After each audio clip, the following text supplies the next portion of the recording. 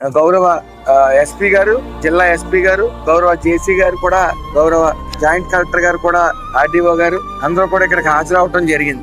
ప్రభుత్వం తరపున అన్ని విధాలుగా మేము ఆదుకుంటాం, అందులో ఏ విధమైన సందేహం లేదు. అదే విధంగా నేను వ్యక్తిగతంగా 20 లక్షలు ఇస్తానని చెప్పాను. అలాగే సానా సతీష్ గారు 5 లక్షలు, రేవసీన్ గారు 5 లక్షలు, ఇలాగా పల్లం రాజు గారు 1 లక్ష రూపాయలు, జనసేన ఇన్ఛార్జ్ శేఖర్ గారు 1 లక్ష రూపాయలు, అలా ఉన్న వాళ్ళందరూ తోటంకన్ గారు 2 లక్షల రూపాయలు, అలాగా సుమారు 60 లక్షల రూపాయలు ఇప్పుడు వరకు వచ్చింది. అలాగే గౌరవ పోలీస్ డిపార్ట్మెంట్ నుంచి కూడా 50,000 రూపాయలు ఇస్తానని ఎస్పీ గారు ప్రకటించడం జరిగింది. దానికి హృదయపూర్వక ధన్యవాదాలు తెలియజేసుకుంటూ, ప్రభుత్వం తరపు నుంచి అన్ని రకాలుగా వెనుదన్నుగా సాయం చేయడానికి ఆస్తి నష్టం కూడా సుమారు 3 కోట్లు ఉంటదని చెప్పి ఒక నివేదిక ఇవ్వడం జరిగింది.